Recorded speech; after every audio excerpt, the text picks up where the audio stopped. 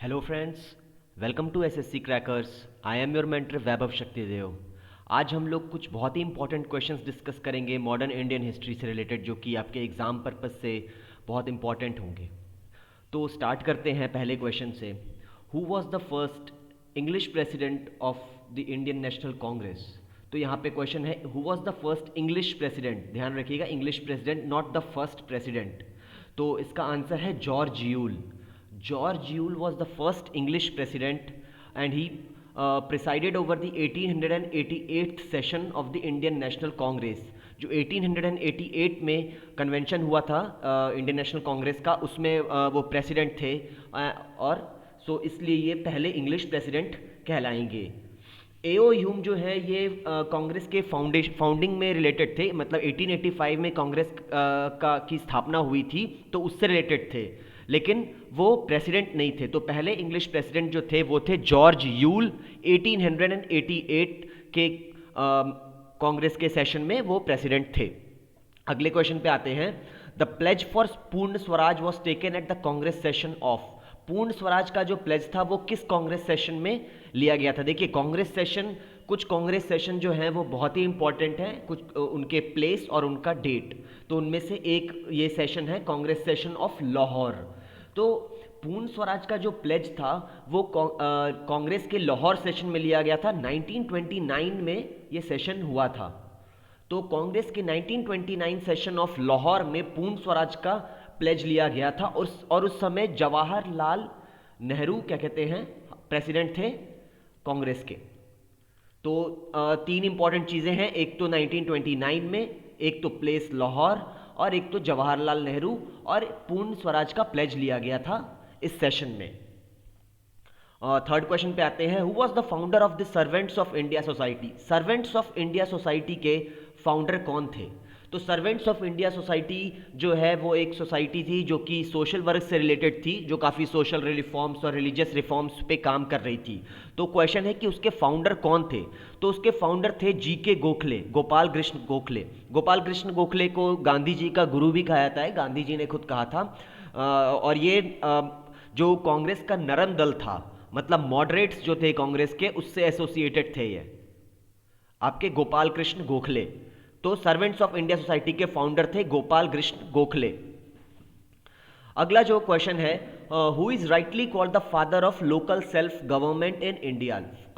Local self government का father किसे कहते हैं? लोकल सेल्फ गवर्नमेंट मतलब कि जो पंचायती राज और क्या कहते हैं हमारे डिस्ट्रिक्ट में म्यूनिसिपैलिटीज़ होता है, तो वो जो सिस्टम होता है उसको लोकल सेल्फ गवर्नमेंट कहते हैं। तो father of local self government किसे कहते हैं? तो father of local self government Lord Ripon को कहते हैं। लॉर्ड रिपन वाइसरॉय थे इंडिया के 1880-84। 1880-84 में लॉर्ड रिपन वाइसरॉय थे इंडिया के। उन्होंने लोकल सेल्फ गवर्नमेंट का कंसेप्ट इंट्रोड्यूस किया था, तो इसलिए उन्हें father of local self government कहते हैं। और साथ साथ ही लॉर्ड रिपन जो है वो एक और इंपॉर्टेंट चीज़ के से एसोसिएटेड है, वो है इल्बर्ट बिल। याद रखिएगा, इल्बर्ट बिल।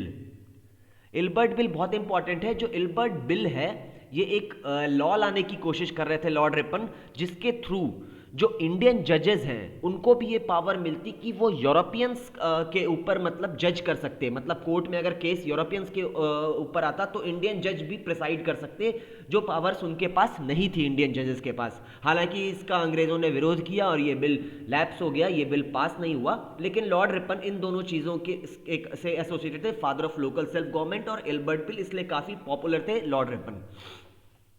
अगला जो क्वेश्चन है, which governor general is associated with doctrine of lapse? ये बहुत ही इंपॉर्टेंट क्वेश्चन है। डॉक्ट्रिन ऑफ लैप्स से कौन एसोसिएटेड था? तो डॉक्ट्रिन ऑफ लैप्स से एसोसिएटेड थे लॉर्ड डलहौजी। लॉर्ड डलहौजी जो थे वो डॉक्ट्रिन ऑफ लैप्स से एसोसिएटेड थे। डॉक्ट्रिन ऑफ लैप्स मतलब ये होता था कि अगर किसी भारतीय राजा का कोई सक्सेसर नहीं होगा, मींस ब्लड का सक्सेसर, उनका अपना बेटा या बेटा नहीं होगा, तो वो किसी और को नहीं सौंप सकते हैं राज, और वो अंग्रेज़ों के अंतर्गत चला जाएगा। तो यही था डॉक्ट्रिन ऑफ लैप्स, और डॉक्ट्रिन ऑफ लैप्स लेके आए थे lord Dalhousie. Doctrine of lapse एक बहुत बड़ा कारण था 1857 के रिवोल्ट का भी। अगला क्वेश्चन है, India attain dominion status on? India को डोमिनियन स्टेटस कब मिला? डोमिनियन स्टेटस कहते हैं एक सेमी इंडिपेंडेंट स्टेटस को, सेमी इंडिपेंडेंट स्टेटस जिसमें कि लोकली तो गवर्नमेंट इंडिपेंडेंट होगी लेकिन बोलने के लिए वो अंग्रेजों के अंतर्गत होगी। ठीक है, तो इंडिया को 15 अगस्त 1947 को डोमिनियन स्टेटस मिला था। और जब 26 जनवरी 1950 को कॉन्स्टिट्यूशन अडॉप्ट हो गया तो इंडिया को रिपब्लिक बन गया। इंडिया एक रिपब्लिक मतलब जिसका हेड जो होता है, इंडिया का जो हेड है, हेड ऑफ द स्टेट, वो है प्रेसिडेंट, और जो प्रेसिडेंट जो होता है वो इलेक्ट होता है। तो जिस भी कंट्री का head of the state elect होता है उसे रिपब्लिक बोलते हैं। ठीक है, तो 26 जनवरी 1950 को भारत रिपब्लिक बना, लेकिन उसके पहले 15 अगस्त 1947 से 26 जनवरी 1950 तक भारत डोमिनियन स्टेटस के अंतर्गत आता था। अगला क्वेश्चन है फ्रेंच पोजेशन से रिलेटेड है, which is the important French possession among these? So Goa, Pondicherry या दमन या कोची? तो पौंडीचेरी जो है, पौंडीचेरी वो फ्रेंच पोजेशन था। इवन पौंडीचेरी 1947 के भी बहुत बाद तक फ्रेंच के कंट्रोल में रहा था और वो रिसेंटली लिबरेट हुआ था, मतलब कि इंडिपेंडेंस के बाद लिबरेट हुआ था पौंडीचेरी फ्रेंच के पोजेशन से। अगला क्वेश्चन है, who was the first Indian to become member of the British parliament? तो ब्रिटिश पार्लियामेंट का पहला मेंबर कौन सा इंडियन बना था? तो दादा भाई नौरोजी थे। दादा भाई नौरोजी जो थे वो ब्रिटिश पार्लियामेंट के पहले मेंबर बने थे। देखिए ध्यान रखिएगा, दादा भाई नौरोजी दो तीन चीज़ों से रिलेटेड हैं। एक तो ये हो गया कि वो पहले इंडियन थे जो कि ब्रिटिश पार्लियामेंट के मेंबर बने थे। ठीक है, दूसरी जो इंपॉर्टेंट चीज़ है वो ये हो गई कि जो थ्योरी है इकोनॉमिक ड्रेन की कि अंग्रेज जो है वो इंडिया से वेल्थ ले जा रहे हैं, मतलब इकोनॉमिक ड्रेन हो रहा है, वो दादा भाई नौरोजी ने ही एक बुक लिखी थी जिसके थ्रू उन्होंने वो बताया था कि किस तरह से अंग्रेज इंडिया से वेल्थ ले जा रहे हैं। जिसके बाद एक इंडियन इंटेलेक्चुअल्स में एक कॉन्शियसनेस पैदा हुई थी कि अंग्रेज जो है वो इकोनॉमिकली इंडिया को बहुत बुरी तरह से हार्म कर रहे हैं। तो दादा भाई नौरोजी इन दोनों चीज़ों से एसोसिएटेड है। एक तो वो इंडियन मेंबर थे ब्रिटिश पार्लियामेंट के पहले, और दूसरा एक थ्योरी ऑफ इकोनॉमिक ड्रेन दादा भाई नौरोजी की लाई हुई है। अगला क्वेश्चन है, who said patriotism is religion and religion is love for India?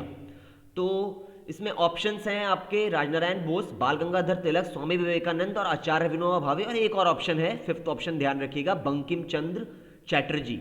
तो इसका करेक्ट आंसर जो है वो है बंकिम चंद्र चैटर्जी। बंकिम चंद्र चैटर्जी ने ही कहा था patriotism is religion and religion is love for India. Bankim Chandra Chatterjee जो थे वो एक बंगाल के एक राइटर थे। उसके बाद बंकिम चंद्र चैटर्जी एक बहुत ही इंपॉर्टेंट चीज एसोसिएटेड है जिसके थ्रू क्वेश्चन आस्क हो सकता है, वो है क्या? इनकी एक बहुत ही फेमस नॉवेल है आनंद मठ। ध्यान रखिएगा इस नॉवेल का नाम आनंद मठ। आनंद मठ इसलिए बहुत ही इंपॉर्टेंट है क्योंकि जो पोयम है वंदे मातरम, जो वंदे मातरम पोयम है वो आनंद मठ का ही एक पार्ट है। तो आनंद मठ एक नॉवेल है जिसका पार्ट है ये सॉन्ग या पोयम जिसे कह सकते हैं वंदे मातरम। तो वंदे मातरम जो है वो आनंद मठ का पार्ट है, और आनंद मठ लिखा था बंकिम चंद्र चैटर्जी ने। और बंकिम चंद्र चैटर्जी ने यह भी कहा था कि patriotism is religion and religion is love for India. अगला क्वेश्चन है हरदयाल, लाला हरदयाल इनका पूरा नाम हुआ। Hardayal was associated with which of these movements? तो जो लाला हरदयाल थे वो गदर मूवमेंट से एसोसिएटेड थे। गदर मूवमेंट जो है वो 1914 में स्टार्ट हुआ था। और दूसरा जो गदर मूवमेंट से एसोसिएटेड बात है कि 1914 में आप ध्यान रखिएगा कि वर्ल्ड वॉर फर्स्ट भी स्टार्ट हुआ था। तो गदर मूवमेंट जो है वो जो कुछ इंडियंस थे बेसिकली पंजाबीज जो कि यूनाइटेड स्टेट्स और कनाडा में थे, उन्होंने डिसाइड किया कि वो इंडिया के बाहर से एक मूवमेंट स्टार्ट करेंगे जिसमें इंडिया के अंदर जो रेवोल्यूशनरी एक्टिविटीज़ चल रही हैं ब्रिटिश के अगेंस्ट में उसको वो फिनेंस करेंगे और सपोर्ट करेंगे। तो वही था गदर मूवमेंट। तो इसके फाउंडर थे लाला हरदयाल। ठीक है, तो इस तरह से आप याद रखिएगा लाला हरदयाल गदर मूवमेंट के फाउंडर थे। और गदर मूवमेंट जो है वो 1914 में स्टार्ट हुआ था। वर्ल्ड वॉर फर्स्ट जब शुरू हुआ, और गदर मूवमेंट जो है वो बेसिकली जो पंजाबीज वहाँ पे थे अमेरिका और कनाडा में, उन्होंने स्टार्ट किया था। अगला इंपॉर्टेंट क्वेश्चन है, the credit of discovering the sea route of India goes to, India का सी रूट डिस्कवर करने का क्रेडिट किससे जाता है? तो इसका आंसर है पोर्टुगीज। वास्को डिगामा जो थे वो पोर्टुगीज थे और उनको ही क्रेडिट जाता है सी रूट डिस्कवर करने का। तो इसलिए the credit of discovering the sea route of India goes to the Portuguese. तो वास्को डिगामा से याद रखिएगा आप, और वास्को डिगामा जो थे वो पोर्टुगीज थे। अगला क्वेश्चन जो है वो है द सॉन्ग जनमन गण। जनगण मन वॉज द सॉन्ग जनमन गण कंपोज्ड बाय रविंद्रनाथ टैगोर, ये तो आप जानते होंगे कि रविंद्रनाथ टैगोर ने कंपोज किया था। वॉज फर्स्ट पब्लिश्ड इन जनवरी 1912, ये भी एक फैक्ट है, इसे आप याद रखिएगा। तो ये जनवरी 1912 में कंपोज हुआ था, किस टाइटल के अंतर्गत? तो इसका आंसर है भारत विधाता। ये भारत विधाता के टाइटल के अंतर्गत कंपोज हुआ था। इसको आप याद भी रख सकते हैं क्योंकि जनगण में मन में एक लाइन भी आती है भारत विधाता करके। ठीक है, तो अगले क्वेश्चन पे आते हैं। On imprisonment in 1908 bye the British, बाल Gangadhar Tilak was sent to. तो ऐसा हुआ था कि बाल गंगाधर तिलक को 1908 में जेल भेज दिया गया था ब्रिटिश द्वारा। क्यों? क्योंकि 1905 में बंगाल का पार्टीशन हुआ था। ठीक है, बंगाल का पार्टीशन हुआ था जिसके अगेंस्ट बाल गंगाधर तिलक एक मूवमेंट चला रहे थे। तो उसी के कारण बाल गंगाधर तिलक को इम्प्रिजन करके मांडाले भेज दिया गया था। मांडाले जो है वो बर्मा में पड़ता है, जो कि बर्मा मतलब कि मॉडर्न डे म्यांमार। तो उनको इम्प्रिजन करके मांडले में भेज दिया गया था 1908 में। बाल गंगाधर तिलक जो थे वो किससे एसोसिएटेड थे? जो कांग्रेस का जो गरम दल था, मतलब एक्सट्रीमिस्ट्स। कांग्रेस में दो दल बट गए थे, एक थे मॉडरेट्स और एक थे एक्सट्रीमिस्ट्स।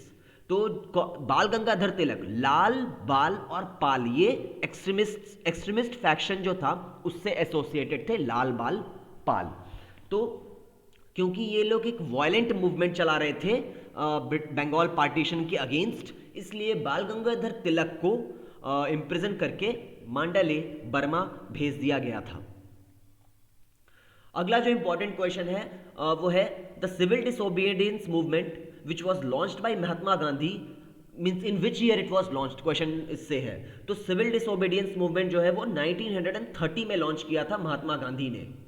देखिए, महात्मा गांधी के द्वारा लॉन्च किए गए 3 इंपॉर्टेंट मूवमेंट्स हैं जो कि याद रखिए हैं। पहला तो नन कॉपरेशन मूवमेंट जो कि 1920 में लॉन्च किया गया। दूसरा है आपका सिविल डिसोबीडियंस मूवमेंट जो कि 1930 में लॉन्च किया गया।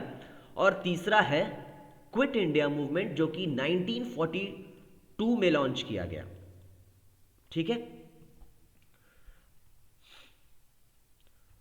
अगला क्वेश्चन है वो है इनकलाब जिंदाबाद से रिलेटेड। तो ये नारा किसने दिया था? तो ये तो बहुत ही कॉमन क्वेश्चन है जिसका आंसर आप लोगों को पता ही होगा। तो भगत सिंह एसोसिएटेड है इनकलाब जिंदाबाद से। यही नारा उन्होंने तब दिया था जब उन्होंने जो सेंट्रल असेंबली थी दिल्ली में, वहाँ गए अंदर और वहाँ जाके उन्होंने अंदर बम मारे और इनकलाब जिंदाबाद का ही नारा उन्होंने लगाया था। अगला जो क्वेश्चन है वो the system of dyarchy was introduced in India. जो डायरकी का सिस्टम है वो किस साल इंट्रोड्यूस किया गया था? तो पहले तो डायरकी का सिस्टम क्या है? डायरकी का जो सिस्टम होता है वो होता है डबल गवर्नमेंट का सिस्टम। डबल गवर्नमेंट, ठीक है, डबल गवर्नमेंट का सिस्टम जिसमें से कि कुछ चीजों का कंट्रोल कोई कर रहा होगा और कुछ चीजों का कंट्रोल कोई कर रहा होगा। ठीक है, तो क्या हुआ कि 1919 में मॉन्टेग्यू केम्सफोर्ड रिफॉर्म्स आए थे। मॉन्टेग्यू केम्सफोर्ड रिफॉर्म्स, ठीक है, 1919 में आए थे जिसके थ्रू डबल गवर्नमेंट मतलब डायरकी को इंट्रोड्यूस किया गया। तो 1919 में ये सिस्टम लाया गया डायरकी का। डायरकी मतलब जहां पे डबल गवर्नमेंट होती है और दो मतलब कुछ सब्जेक्ट्स का कोई कंट्रोल करता है और कुछ सब्जेक्ट्स का कोई कंट्रोल करता है। तो अंग्रेजों ने क्या किया कि कुछ जो इंपॉर्टेंट सब्जेक्ट्स थे जैसे कि लॉ एंड ऑर्डर, डिफेंस, वो अपने पास रखा और कुछ सब्जेक्ट्स को क्या किया कि इंडियंस को दे दिया, जैसे कि एग्रीकल्चर, इंडस्ट्री। ठीक है, तो ये सिस्टम 1919 में इंट्रोड्यूस किया था। और एक जो इंपॉर्टेंट पॉइंट है वो इस जो डायरकी का सिस्टम था इसको प्रोविंशियल लेवल पे इंट्रोड्यूस किया गया था, सेंट्रल लेवल पे नहीं, प्रोविंस के लेवल पे, मतलब जो भी आपके इंडिया में स्टेट होते हैं स्टेट्स के लेवल पे, तो प्रोविंशियल लेवल पे ये सिस्टम इंट्रोड्यूस किया गया था डायरकी का 1919 में। And the next question is, who was the editor of Young India and Harijan? तो इन दोनों ही न्यूज़पेपर कहे या ऐसे मैगजीन कहे, इनके एडिटर थे महात्मा गांधी। ठीक है, ये बहुत ही इंपॉर्टेंट क्वेश्चन है। जो हरिजन है वो जो SC STs उनके अपलिफ्टमेंट से एसोसिएटेड था, और जो यंग इंडियन है वो इंडियन यूथ को नेशनल मूवमेंट में पार्टिसिपेट करने के मकसद को मोटिवेट करने के लिए था। तो यंग इंडिया और हरिजन दोनों ही महात्मा गांधी के थे, मतलब वो उनके एडिटर थे। Who among the following attended all the 3 round table conferences? Ambedkar, Malviya, Vallabh भाई पटेल या गांधी जी? तो 3 राउंड टेबल कॉन्फ्रेंस हुई थी, याद रखिएगा। एक हुई थी 1930 में, अगली हुई थी 1931 में, और अगली हुई थी 1932 में। 3 राउंड टेबल कॉन्फ्रेंस हुई थी इंग्लैंड में, ठीक है, जहां पे इंडिया के जो रिप्रेजेंटेटिव्स थे उनको इनवाइट किया गया था उनसे डिस्कशन करने के लिए। ठीक, तो कांग्रेस ने 1930 का और 1932 दोनों ही राउंड टेबल कॉन्फ्रेंस को बॉयकॉट किया था, लेकिन B.R. अम्बेडकर अकेले थे। B.R. अम्बेडकर कांग्रेस के पार्ट नहीं थे उस समय, याद रखिएगा। तो B.R. अम्बेडकर थे जिन्होंने तीनों राउंड टेबल कॉन्फ्रेंस अटेंड की थी, जबकि कांग्रेस ने खाली 1931 का कॉन्फ्रेंस अटेंड किया था जिसमें गांधी जी रिप्रेजेंट करने गए थे। अगला क्वेश्चन है the all India Muslim league से रिलेटेड। उनकी ऑल इंडिया मुस्लिम लीग के फाउंडर कौन थे? तो ऑल इंडिया मुस्लिम लीग के फाउंडर थे आगा Khan.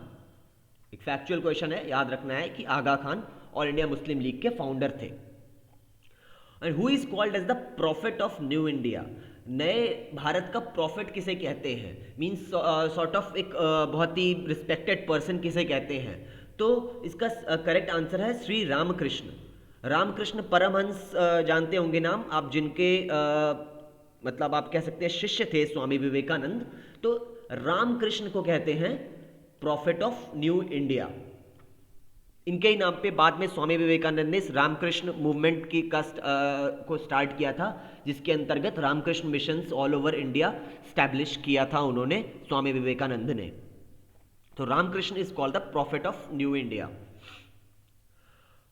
Who among the following founded the Royal Asiatic Society? Royal Asiatic Society का फाउंडर कौन था? तो रॉयल एशियाटिक सोसाइटी के फाउंडर थे सर विलियम जोन्स।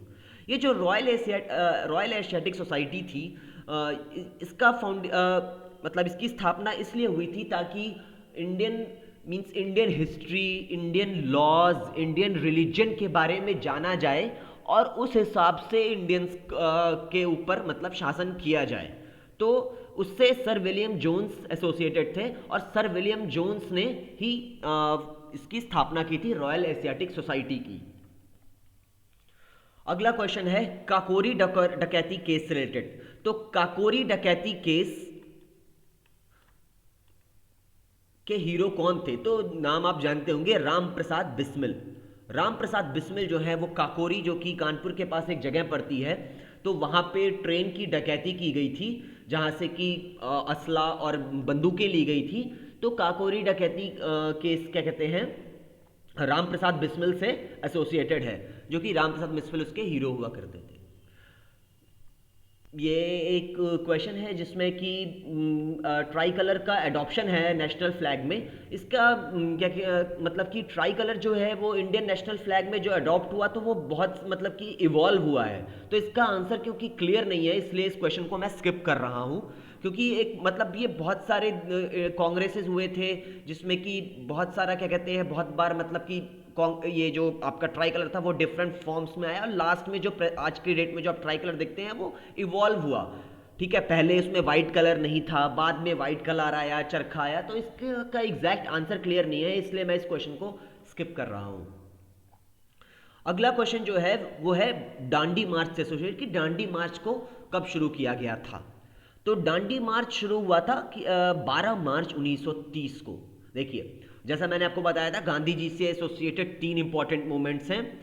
एक तो आपका क्या कहते हैं 1920 का नॉन कॉपरेशन, 1930 का सिविल डिसोबीडियंस और 1942 का क्विट इंडिया। तो 1930 में जो सिविल डिसोबीडियंस मूवमेंट लॉन्च हुआ था, मतलब सविनय अवज्ञा आंदोलन, तो सविनय अवज्ञा आंदोलन जो है वो दांडी मार्च से ही स्टार्ट हुआ था। ठीक है, तो 12 मार्च 1930 को गांधी जी ने एक यात्रा शुरू की थी, दांडी यात्रा, जिसके अंतर्गत उन्होंने डिसाइड किया था कि सॉल्ट लॉ जो है, मतलब कि नमक बनाने पर टैक्स लगता था, तो मैं उस कानून का को तोड़ूंगा। तो वो दांडी तक यात्रा करने गए थे और वहां पे उन्होंने उस कानून को तोड़ा था। तो 1930 में सविनय अवज्ञा आंदोलन उसी से स्टार्ट हुआ था। तो दांडी मार्च वॉज अंडरटेकन ऑन 12 मार्च 1930। अगला क्वेश्चन है, कांग्रेस का प्रेसिडेंट 1940 से लेके 1946 तक कौन था? तो जवाहरलाल नेहरू जो थे वो थे कांग्रेस के प्रेसिडेंट 1940 से 1946 तक। यही वो पीरियड था जब जवाहरलाल नेहरू कांग्रेस में के प्रेसिडेंट बने। उन्होंने वो कांग्रेस के काफ़ी मतलब कि इम्पॉर्टेंट बन गए और उसके बाद वो प्राइम मिनिस्टर भी बन गए। Morley Minto reforms of 1909 are known for. तो 1909 के जो मॉर्ले मिंटो रिफॉर्म्स हैं उन्हें किसके लिए कहा जाना जाता है? तो 1909 के जो मॉर्ले मिंटो रिफॉर्म्स हैं वो सेपरेट इलेक्टोरेट्स के लिए जाने जाते हैं। सेपरेट इलेक्टोरेट्स मतलब कि रिलीजियस लाइंस पर, कि मुस्लिम्स को और सिख्स को सेपरेट इलेक्टोरेट इंट्रोड्यूस किया गया।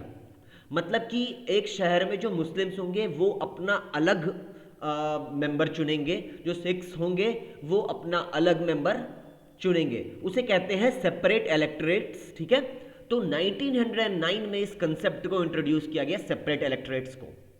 देखिए, प्रोविंशियल डायरकी जो है वो मैंने ऊपर ही बताया था कि वो एसोसिएटेड है डायरकी, प्रोविंशियल डायरकी, मतलब डायरकी को प्रोविंशियल लेवल पे इंट्रोड्यूस किया गया था 1919 में। 1919 को कहते हैं मोंटेगो केम्सफोर्ड रिफॉर्म्स भी।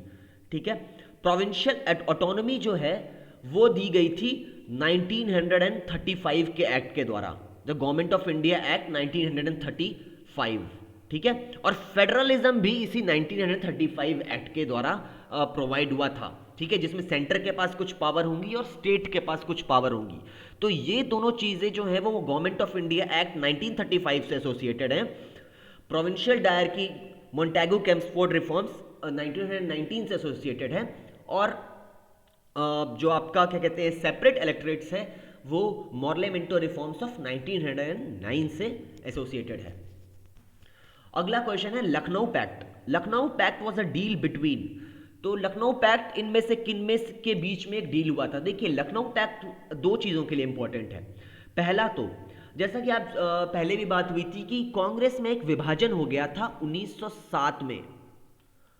1907 में सूरत पैक्ट है, सूरत पैक्ट। इस सूरत पैक्ट के अंतर्गत जो नरम दल और गरम दल हुआ, मॉडरेट्स और एक्सट्रीमिस्ट्स हुआ, तो उनमें एक विभाजन हो गया था। ठीक है, तो ये तो आपकी पहली चीज हो गई। तो 1916 में क्या हुआ कि वापस से ये नरम दल और गरम दल जो थे, मॉडरेट्स और एक्सट्रीमिस्ट्स, ये वापस से साथ में आ गए 1916 में। ठीक है ना, तो पहली इंपॉर्टेंट चीज ये है। तो लखनऊ में ये डील हुई थी, लखनऊ पैक्ट इसलिए कहते हैं। तो लखनऊ पैक्ट एक इस चीज के लिए इंपॉर्टेंट है। दूसरा, लखनऊ पैक्ट दूसरे जिस चीज के लिए इंपॉर्टेंट है वो ये है कि अभी जैसे ऊपर बात हुई थी कि इस क्वेश्चन में कि सेपरेट इलेक्टोरेट्स जो 1909 में अंग्रेजों ने इंट्रोड्यूस किया गया था मुस्लिम्स के लिए, तो 1916 में कांग्रेस ने उसे एक्सेप्ट कर लिया। ठीक है, तो दो इंपॉर्टेंट चीजें हैं एसोसिएटेड आपकी क्या कहते हैं लखनऊ पैक्ट से।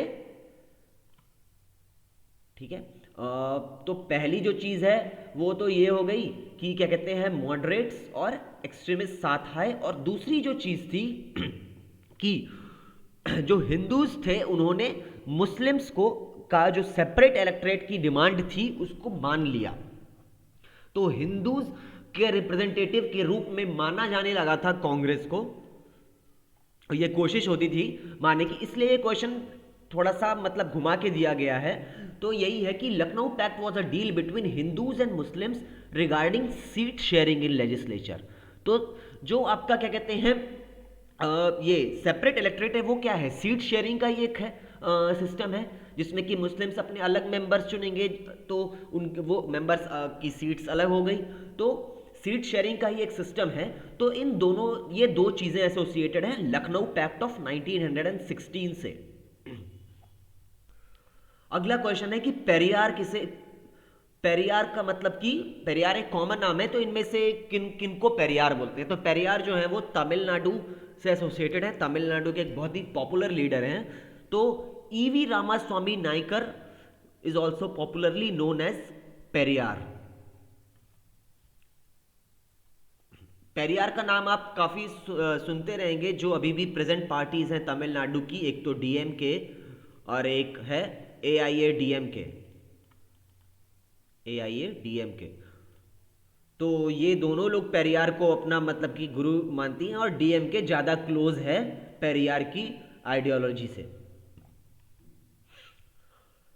Who among the following has been known as the frontier Gandhi? Frontier Gandhi किसे कहते हैं? तो ये तो क्वेश्चन कॉमन है। तो खान अब्दुल गफ्फर खान को फ्रंटियर गांधी कहते हैं। फ्रंटियर गांधी इसलिए कहते हैं क्योंकि खान अब्दुल गफ्फर खान जो हैं वो अभी का जो पाकिस्तान का प्रोविंस है, एक है प्रोविंस पाकिस्तान का खैबर पख्तूनवा, केपी अभी है, उसका नाम खैबर पख्तूनवा, वो अंग्रेजों के समय कहलाता था नॉर्थ वेस्टर्न फ्रंटियर प्रोविंस।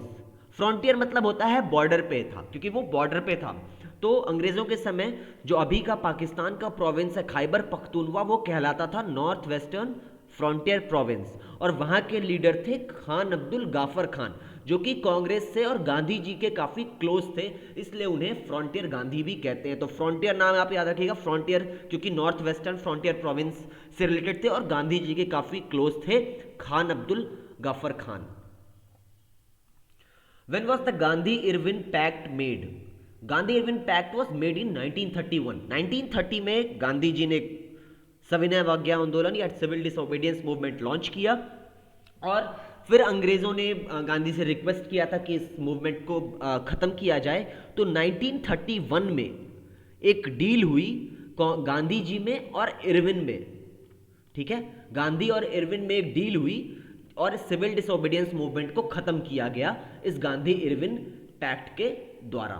तो 19 इजीली याद रख सकते हैं आप इस तरह से कि 1930 में सिविल डिसोबीडियंस मूवमेंट लॉन्च हुआ था और 1931 में इसी गांधी इरविन पैक्ट के द्वारा सिविल डिसोबीडियंस मूवमेंट खत्म हुआ। और ऊपर जो हम बात कर रहे थे, इसी पैक्ट के ही कारण गांधी जी तैयार हुए थे सेकेंड राउंड टेबल कॉन्फ्रेंस, जो कि 1931 में ऑर्गेनाइज हुई थी, उसमें पार्टिसिपेट करने के लिए। 1930 के राउंड टेबल कॉन्फ्रेंस में उन्होंने पार्ट नहीं लिया था, और 1931 की जो कॉन्फ्रेंस थी उसमें पार्टिसिपेट करने के लिए तैयार हुए थे, वो इसी गांधी इरविन पैक्ट में बात हुई थी उसके कारण। और फिर से अगली जो राउंड टेबल कॉन्फ्रेंस हुई थी 1932 में, उसमें भी उन्होंने पार्ट नहीं लिया था। अगला क्वेश्चन है नील दर्पण से रिलेटेड। तो नील दर्पण एक प्ले था, नाटक था, वो मतलब कि किससे रिलेटेड है, ठीक है। अब वो इंडिगो प्लांटर्स, इंडिगो को क्या कहते हैं, नील की खेती कहते हैं इंडिगो प्लांटेशन को। तो वो किसके द्वारा लिखा हुआ है, तो वो दीन बंधु मित्रा द्वारा लिखा गया है 1860 में। अगला जो क्वेश्चन है वो है चंपारण सत्याग्रह से related. Champaran Satyagraha was related to, again Champaran Satyagraha जो है वो नील की खेती से रिलेटेड था। नील मतलब इंडिगो। ऐसा होता था कि जो लोकल फार्मर्स थे उन्हें बोला जाता था कि वो 3 कठिया सिस्टम होता था, 3 कठिया सिस्टम, 3 कठिया सिस्टम होता था, जिसमें कि आपको अपने खेत के कुछ हिस्से में नील की खेती करनी ही करनी, क्योंकि नील का बहुत यूज था अंग्रेजों को, तो उसे कहते थे 3 कठिया सिस्टम। 3 कठिया सिस्टम के अंतर्गत आपको नील की खेती करनी है, और उसी के लिए एसोसिएटेड है, उसके अगेंस्ट थे, नील की खेती के अगेंस्ट थे फार्मर्स, क्योंकि नील की खेती से जमीन खराब होती थी। तो उसके अगेंस्ट तो जो गांधी जी थे उन्होंने उस मूवमेंट को लीड किया, चंपारण सत्याग्रह को, जो कि नील की खेती के अगेंस्ट था। अगला जो क्वेश्चन है वो partition of Bengal was revoked by the British. Revoked मतलब कि खत्म कब किया गया, खत्म किया गया। तो पार्टीशन ऑफ बंगाल ब्रिटिश के द्वारा कब रिवोक किया गया? तो 1911 में रिवोक किया गया, मतलब खत्म किया गया। 1905 में पार्टीशन ऑफ बंगाल हुआ, ठीक है। और 1911 में ऊपर भी हम लोग बात कर रहे थे कि उसके अगेंस्ट बहुत ही बड़ी मूवमेंट चली, जिससे रिलेटेड थे बाल गंगाधर तिलक, जिसके कारण उन्हें जेल भी जाना पड़ा था। तो उसके अगेंस्ट मूवमेंट चल रही थी और उस मूवमेंट के प्रेशर में आके 1911 में ये पार्टीशन जो था बंगाल का, उसे मतलब ब्रिटिश ने बता दिया कि अब इसे खत्म किया जाता है। और साथ साथ ही एक इंपॉर्टेंट इवेंट है कि यह भी अनाउंस किया गया कि भारत की राजधानी जो है वो अब कैलकाटा से दिल्ली शिफ्ट की जाती है। तो दोनों चीज़ इंपॉर्टेंट थी कि क्या कहते हैं आपको, तो पहले तो उन्होंने अनाउंस किया कि साथ साथ दो चीज़ें अनाउंस की कि पार्टीशन ऑफ बंगाल को ख़त्म कर रहे हैं और साथ साथ ही कैलकाटा से हम अपनी राजधानी को दिल्ली शिफ्ट कर रहे हैं। बहुत से रीजंस थे दिल्ली शिफ्ट करने के, तो उसमें जाने की ज़रूरत नहीं है। The theory of economic drain was propounded by, तो अभी हमने ऊपर बहुत देर तक बात की थी इस बारे में, दादा भाई नौरोजी ने इकोनॉमिक ड्रेन की थ्योरी लेके आए थे वो और समझाया था। Federal form of government was introduced under the, देखिए फेडरल मतलब क्या होता है कि एक सेंट्रल होगा और एक स्टेट होगा, सेंट्रल होगा और स्टेट होगा और दोनों के बीच डिवीजन होगा पावर का। तो हम लोगों ने ऊपर भी बात की थी कि जो फेडरल फॉर्म ऑफ गवर्नमेंट था वो 1935 के द्वारा भारत में आया था, ठीक है। दो चीजें आई थी 1935 के द्वारा, जैसे ऊपर हमने बात की थी, फेडरल फॉर्म ऑफ गवर्नमेंट मतलब कि सेंटर स्टेट, और दूसरा क्या आया था, प्रोविंशियल ऑटोनॉमी। प्रोविंशियल ऑटोनॉमी मतलब कि स्टेट्स के लेवल पे ऑटोनॉमी प्रोवाइड की थी कि उसमें आप अपने हिसाब से लॉ एंड ऑर्डर वगैरह सब कुछ चला सकते हैं। तो और यही फेडरल फॉर्म जो 1935 एक्ट के द्वारा इंट्रोड्यूस हुआ था, वही आज का भी सेंट्रल और स्टेट का जो रिलेशन है हमारे इंडिया में उसका बेसिस है। तो इसलिए 1935 का गवर्नमेंट ऑफ इंडिया एक्ट बहुत इंपॉर्टेंट है और इन दोनों चीजों से रिलेटेड है, फेडरल फॉर्म ऑफ गवर्नमेंट और प्रोविंशियल ऑटोनॉमी।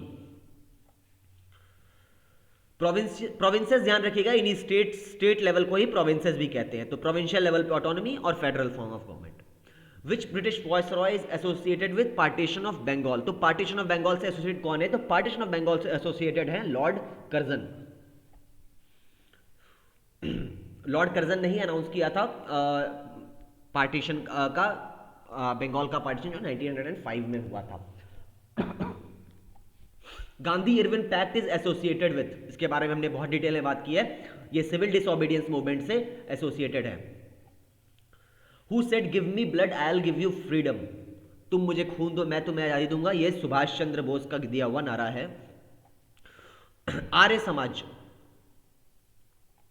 आर्य समाज स्वामी दयानंद सरस्वती से एसोसिएटेड है, मतलब उसके फाउंडर थे। तो वो अगेंस्ट है रिचुअल्स और आइडल वर्शिप के, ठीक है। गदर पार्टी जिसकी बात हो रही थी पहले भी, जो कि 1914 में मतलब कि गदर मूवमेंट जब स्टार्ट हुआ था तो गदर मूवमेंट को लॉन्च करने के लिए गदर पार्टी बनाई गई थी और लाला हरदयाल ने बनाई थी वो पार्टी, जो कि जो पंजाबीज अमेरिका में और कनाडा में थे, उन्होंने इंडिया में जो रेवोल्यूशनरी एक्टिविटीज हो रही थी उनको सपोर्ट करने के लिए ये पार्टी बनाई थी और मूवमेंट लॉन्च किया था। ये तो वही क्वेश्चन है, who propounded the theory of drain of wealth, देखिए वही इकोनॉमिक ड्रेन की थ्योरी को ड्रेन ऑफ वेल्थ कहते हैं, जिसे दादा भाई नौरोजी ने लेके आए थे उस पूरी थ्योरी को। The Asiatic Society of Bengal founded in 1784, ऊपर हमने जो बात कर रहे थे रॉयल एशियाटिक सोसाइटी, पहले वो इस नाम से फाउंड हुई थी और बाद में रॉयल एशियाटिक सोसाइटी में बन गई थी, जिसके फाउंडर थे सर विलियम जोन्स, ठीक है। The book prison diary was written by, prison diary जो बुक है वो लिखी गई थी जयप्रकाश नारायण के द्वारा। जयप्रकाश नारायण भी क्विट इंडिया मूवमेंट, जो कि 1942 का क्विट इंडिया मूवमेंट है, भारत छोड़ो आंदोलन, उससे रिलेटेड थे और उस समय जब जेल में थे तो उन्होंने ये किताब लिखी थी प्रिजन डायरी। जयप्रकाश नारायण आज भी बहुत ही इंपॉर्टेंट फिगर हैं इंडियन पॉलिटिक्स के और बहुत सारे लीडर्स इन्हें अपना इंस्पिरेशन मानते हैं और जयप्रकाश नारायण का जो मूवमेंट हुआ था उससे बहुत सारे लीडर्स आज के हैं। Who is called the Nightingale of India, तो नाइटिंगेल ऑफ इंडिया किसको कहते हैं, तो नाइटिंगेल ऑफ इंडिया कहते हैं सरोजनी नायडू को। आज़ाद हिंद फौज की स्थापना कब हुई थी? तो आज़ाद हिंद की फौज ना स्थापना हुई थी 1942 में। देखिए इसको याद रखना बहुत आसान है। 1939 में वर्ल्ड वॉर टू शुरू हुआ था। तो क्या हुआ कि क्या कहते हैं, वर्ल्ड वॉर टू शुरू हुआ 1939 में। तो जो सुभाष चंद्र बोस थे वो जर्मनी के पास गए कि जर्मनी और ब्रिटिश क्योंकि अगेंस्ट एक दोनों के अगेंस्ट लड़ रहे थे, मतलब जर्मनी और ब्रिटिश दोनों अगेंस्ट, मतलब कि अगेंस्ट थे एक दूसरे के। तो जर्मनी से वो क्या कहते हैं मदद लेने गए थे। तो क्या कहते हैं, इसीलिए आप जो वर्ल्ड वॉर टू का जो पीरियड है 1942, ऐसा हुआ था कि ब्रिटेन जो है वो सिंगापुर में हार गई थी। तो बहुत सारे ब्रिटिश आर्मी में इंडियन सोल्जर्स भी थे जिन्होंने सरेंडर किया था ब्रिटिश आर्मी में। तो उन्हीं सोल्जर्स को लेके एक क्या कहते हैं आज़ाद हिंद फौज की स्थापना की थी आपके सुभाष चंद्र बोस ने। इंडियन नेशनल कांग्रेस की पहली मीटिंग कहां पे हुई थी? देखिए इंडियन नेशनल कांग्रेस की पहली मीटिंग हुई थी बॉम्बे में 1885 में।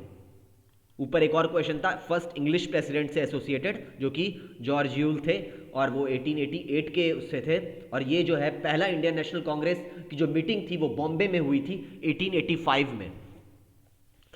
Muslim League adopted the resolution for a separate nation, मतलब एक अलग देश की जो डिमांड थी, मतलब सीधे इसे बोल सकते हैं पाकिस्तान की जो डिमांड थी, पाकिस्तान की डिमांड वो मतलब कि किस साल अडॉप्ट की थी मुस्लिम लीग ने? तो मुस्लिम लीग ने 1940 में ये डिमांड की थी लाहौर कांग्रेस में।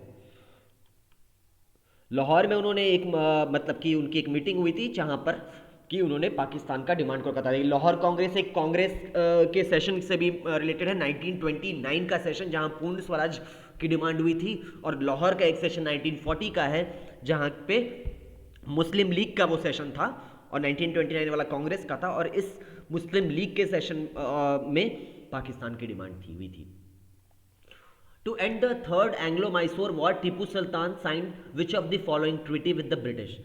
तो ट्रीटी ऑफ मैंगलोर साइन की थी टीपू सुल्तान ने ब्रिटिश से वॉर को एंड करने के लिए। एंग्लो माइसोर वॉर्स जो हैं वो अंग्रेज और माइसोर स्टेट, मतलब माइसोर का जो किंगडम था उससे उनके बीच की जो लड़ाई चल रही थी उससे एसोसिएटेड है। और टीपू सुल्तान उस समय माइसोर स्टेट के राजा थे और ट्रीटी ऑफ मैंगलोर साइन की गई थी अंग्रेजों के द्वारा, अंग्रेजों और टीपू सुल्तान के बीच में।